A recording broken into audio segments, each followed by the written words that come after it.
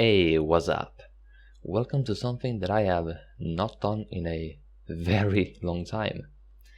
A game dev / programming tutorial video. I'm gonna show you a very simple way to implement very simple wall sliding / wall running so that you can get something that looks... we are lucky that we got such a spawn right here because that makes it easy to show the wall sliding. So if we just go onto here, we hop and boom, look at that smooth sliding. And also another thing that I actually recently fixed because I did realize that this was a bug. I'm gonna show you the implementation very soon, but essentially I had it in such a way that upon entering, if you were to choose to go, like when you jump, if you were to go into this direction, but upon entering, your camera would be pointing away in this direction, then you wouldn't start sliding in the direction that you were traveling, but you would start sliding in the direction you were looking. So essentially you would be able to start sliding backwards, which, well, that would be really weird. So yeah, that's fixed. If we just jump onto here, and yeah, you see, it took my traveling direction into account when I started sliding, not my looking direction. And as such, with that said, let's hop into some code. And don't you worry, most of this is gonna be very simple, and I'm gonna try to explain as best I can. First of all, one thing you should know, I am using a player reference a lot, and that is because I ain't using a mono behavior specific solution for this. I'm using a very simple state machine approach with the player. So essentially, what do we need? Well, we need two booleans. One of them is gonna decide if we are attached to a wall or not, and one of them is gonna decide whether we have assigned vectors for sliding or not. We're gonna need a raycast hit for actually getting the things we need, such as the hit normal.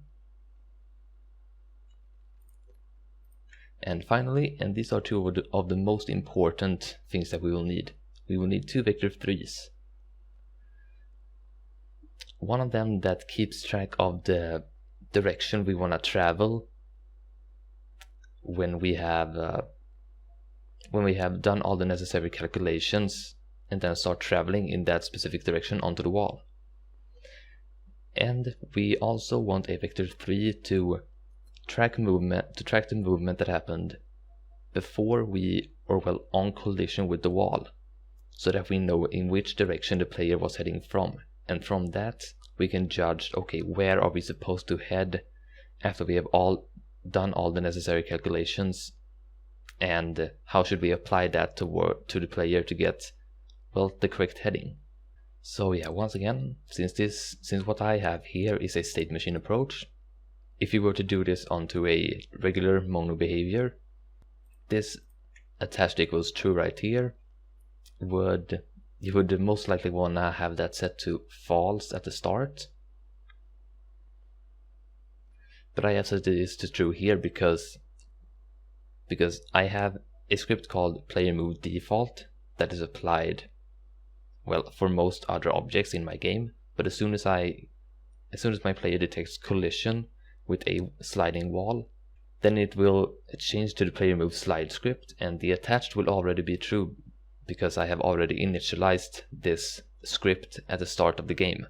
So since we are doing wall sliding / running, there is little need to update the position, at least in this approach, because once again I'm showing you a very simple approach.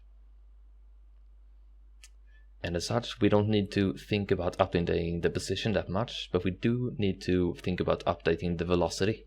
And as such, half of the things we're gonna be doing is gonna be done in the fixed update method, since that's where you should be placing most things that have anything to do with physics calculations. And as such, the first thing we want to check is are we attached to a wall? And you can do that your own way by, for example, in the onCollision enter method, you could simply check for the wall, and if you are colliding with a wall sliding wall, then you can set attached equal to true, and then whatever happens down here, which I will explain shortly, will happen. Or you could do it at the start or something, like whatever you need you can do. The important thing is that all of this is going to happen when the attached variable is true. So what do we want to do first? Well, we most likely want to set the velocity to 0, because otherwise we are going to get a very strange behavior when we collide with the wall. And what do I mean by strange behavior? I mean, we are most likely going to get either a bump or a very jittery behavior. So first of all, the RB velocity variable here is a public variable that I have just connected to the rigid body velocity. You can essentially do the same thing by just doing like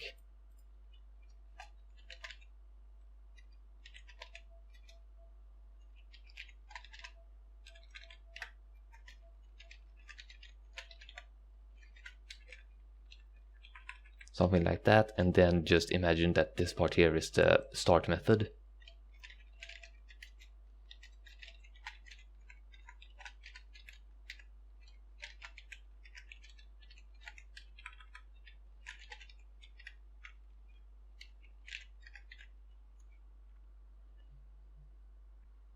So to get that, you could essentially just have a private variable RB velocity like this, and then you would just update it in the fixed update method. Either way, we want to take that variable and zero it out on the x-axis and the z-axis. And on the y-axis, well, that really depends. You could set it to 0, but if you have gravity on and you are using a rigid body, that will pretty much just make you go straight down immediately. So I have chosen to add slight velocity to the y component here, because that gives me just that little bit extra momentum to negate the regular gravity, so that I don't just immediately go downwards each update. And the next step is to simply sync the actual rigid body's velocity, if you're using a rigid body, to our RB vel variable. And that's pretty much that. Now with these two lines, we have set the velocity to 0. Essentially, each fixed update that we are connected to a wall, we are beginning by resetting the velocity to 0. That will give us a really good control over our traveling. And what we want to do after we have set the velocity to 0 is we want to adjust the velocity to the proper direction and proper magnitude. And that is handled with these two lines. And this is where the velocity direction that I was mentioning before, that's where that comes into play. And then we essentially do the exact same thing that we did before. We sync the velocity of the RB velocity variable to the actual rigid body's velocity. And don't you worry about the 3 here.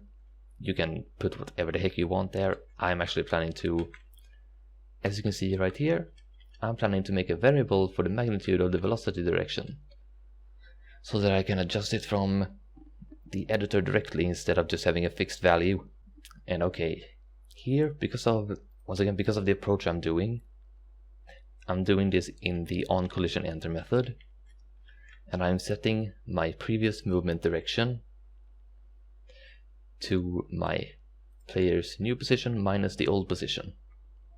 It's essentially the old, if you have studied linear algebra or any vector math, then it's the old, if you want to go from point A to point B, then you simply do point B minus point A. And in this case, we wanna go towards the new position because we are trying to get the direction we are heading. And to do that, we wanna go from the old position to the new position. So we need to start at the new position and subtract the old position. And that gets us the previous direction we were heading in. And that gives us the variable we need to determine where we are supposed to be heading after we have done all other proper calculations. And there's another thing as well. Once again, because of the way I have set things up, anytime that I press the jump, as I do right here, if I'm attempting to jump and I can jump, then I set most things to false, including attached. And whenever I collide with an object that has the reaction type slide, meaning that I am colliding with another sliding wall, then I reset attached to true, so that all of this will fire once again. And now here we move to my onCollisionStay method, and this is where most of the magic happens. So first of all, we want to check if we have not yet assigned the vectors for sliding. The reason I do that is because onCollisionStay essentially works like an update method, so this will get run again and again and again, unless I give it this kind of state to check for. And as such, if I have not assigned the vectors for sliding yet, then we will move into and do all of this. We will go through it step by step. First of all, we get the point of collision plus the normal via a simple physics.raycast. We want to raycast from the player's position. So we do player transform no position, but depending on how you do it, you might just want to use transform position. And this is also a very good reason to why I have the method in the onCollisionStay once again. Because I don't need to, by doing this, I don't need to save any variables in onCollisionEnter, but I can use the collision other variable directly to get where I want the raycast to head. So I do essentially the same thing as up here, where I get the direction by doing the point that I want to get to minus the point where I started, and I normalize that value to get a unit length vector. And for those of you who don't know, a unit length vector is a vector with a magnitude of 1. It's a very standardized vector. Essentially think of the vectors vector 3.forward, vector 3.up, down, right, all of those are unit vectors. And then for the last step, we simply do out hit. We assign the hit variable that we created all the way up here, and we assign it with the value of the object that we hit with the raycast. After that, and this is something that I added recently, we get the camera forward by simply assigning a local vector that I have decided to call cam forward. We assign that the value of, essentially I go through that, I get my camera instance, and I get the camera forward from that. And if you're curious about the get camera forward method, then this is it. And what am I doing? I'm returning the cameras forward essentially. I know it says transform the forward, but I could pretty much just as easily say cam forward equals camera.main.transform.forward. That would essentially be the same thing. And then the next step is to project the camera forward onto normal to get the proper heading. And what do I mean by that? This is something that I would not have thought of a few years ago, but that I have recently learned about. So here's once again where the velocity direction comes into play that is decently important for this. So what do? We begin with setting the velocity direction equal to the method vector3.project on plane. And as it says, projects a vector onto a plane defined by a normal orthogonal to the plane. And what do we supply it with? We supply it with the camera's direction that we are currently looking in. And we also supply it with the hit normal. Essentially the normal of the wall that we are wanting to slide against. Essentially what the project on plane method would do. Alright, say that this line here is the wall, this red line is the wall's normal, the vector pointing outwards from the plane's face essentially, and this blue line is where our camera is currently facing. And essentially what the project on plane method would do is calculate as if the normal of the wall was over here in front of the camera, or in front of the camera's facing vector, and translate and rotate this blue vector so that it is aligned parallel to the wall. So essentially what the project on plane method would return is this vector right here, a vector that is parallel to the wall. Now we have a traveling vector that is parallel to the wall, so that it just doesn't point outwards to God knows where and makes us travel just like 45 degrees outwards from the wall instead of alongside it. Because now we have a vector that is traveling alongside the wall, and that is what we want to start with at the very least. After that, we project that velocity direction onto a horizontal vector to align the vector properly. And this is something that I wanted to do because I wanted to travel in a straight line both alongside the wall and alongside a horizontal vector to get an extremely straight line essentially. We are doing that with this step right here, which you could skip because right now with this previous step right here we have aligned ourselves to be parallel to the wall. We still haven't aligned ourselves horizontally, so even though we are traveling alongside the wall, we could be traveling alongside the wall upwards or downwards. If you want that, then fine, you don't need this step right here. But if you want to travel horizontally alongside the wall, not slightly upwards, not slightly downwards, but horizontally alongside the wall, then you will need this step, which is once again, we take the vector that we have already gotten from the project on plane, we project it onto another plane, and we supply it with the vector that we have gotten from the previous step. And we also supply, this would really need any horizontal vector, so either vector phi.up or vector phi.down. I think either of them would work, but I have just chosen vector phi.up because preference. And so essentially what that would do, also, I am sorry for my crappy wall. I do not have the most stable hand. But essentially, this is the wall that we have collided with, and the previous step made it so that the vector we received is parallel to the face of the wall. But if we don't do the next step, which I'm gonna explain, we could be traveling in that direction, we could be traveling in that direction, we could really be traveling in any direction that would be parallel to the wall. But with the step that we have done now, that is essentially aligning ourselves to the normal of the wall, but also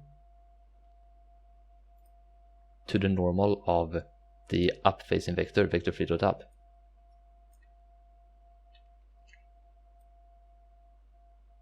Which is that vector. And as such, we get a vector that is aligned as such. A vector that is both parallel to the wall and parallel to the up-facing vector, which is essentially like a line going straight through two planes. At least that's my understanding of it, unless I am completely wrong.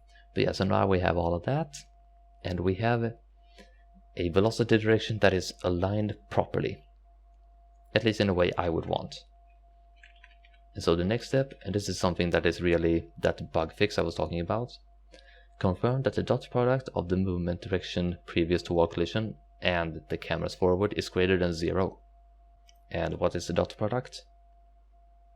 Well, that is essentially you multiply two vectors, and if the resulting value is greater than 0, then it means that they are more parallel than not parallel. If the resulting value is less than 0, then it means that they are, well, less parallel. They are more facing away from each other than towards each other. Or, okay, that was a poor explanation. They are more facing in different directions than the same direction. And if the dot product is 0, then one of the vectors is orthogonal to the other. You could also say it would be perpendicular. But for this thing, we want to check that the direction that we are facing with the camera is roughly the same direction as the direction that we were traveling when we collided with the wall. So that we are still trying to go in the same direction. Essentially, it would keep the player from going backwards when they have collided with the wall if the camera has suddenly done like an 180-degree turn. So we create another local variable, a boolean in this case, and I have just decided to call it isParallel. And we set it equal to vector phi dot. We supply the dot product with the previous movement direction that we got from over here. And we also assign it the cam forward that we got from over here. And we check, is the dot product greater than 0? If it is greater than 0, meaning that they are more parallel than not, then the isParallel is true. If it is less than or equal to 0, then isParallel would be false.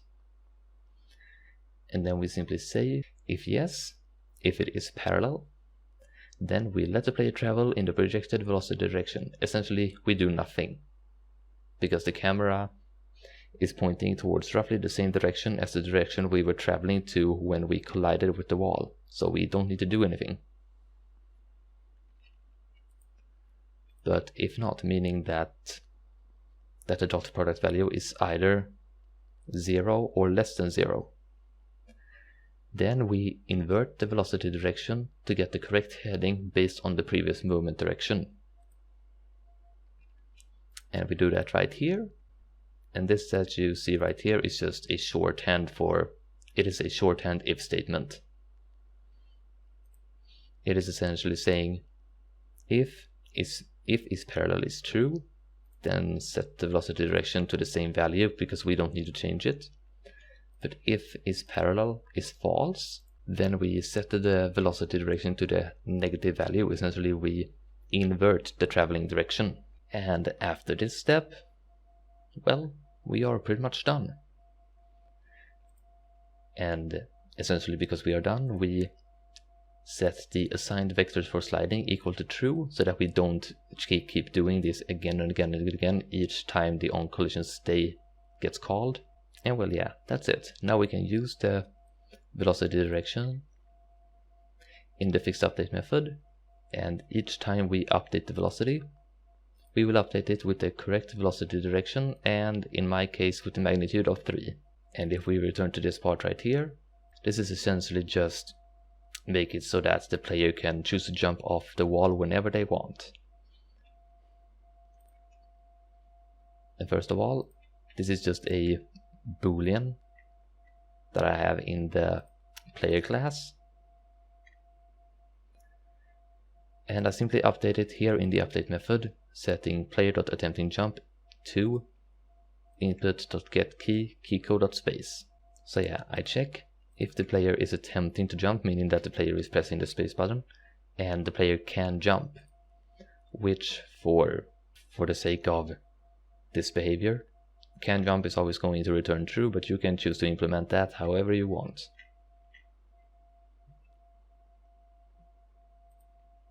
Either way, if this passes, meaning that the player can jump and the player has pressed space,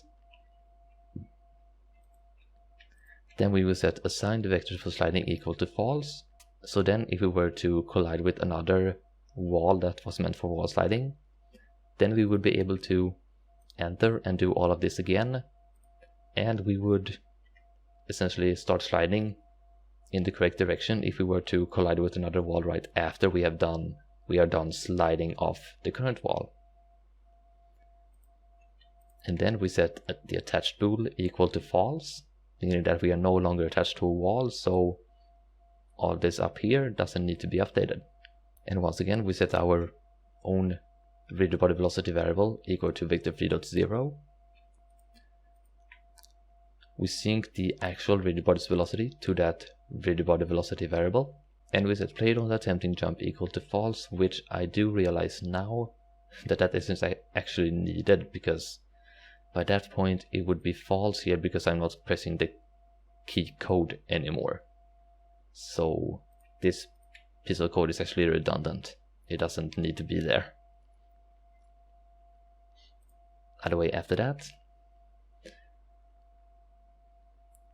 because we have already reset the velocity vector to 0, we won't get any weird jittery behavior.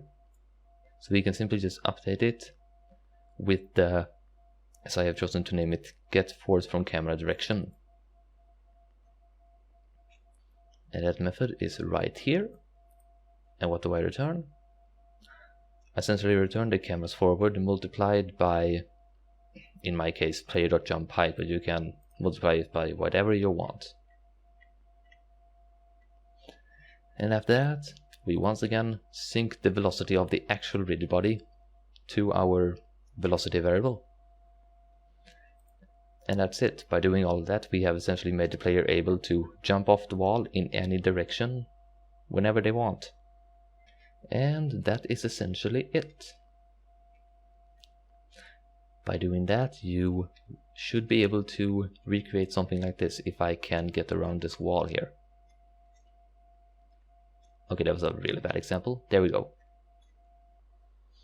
And with all that said and done, I hope you enjoyed this tutorial. Now have a good one, and I will see you later.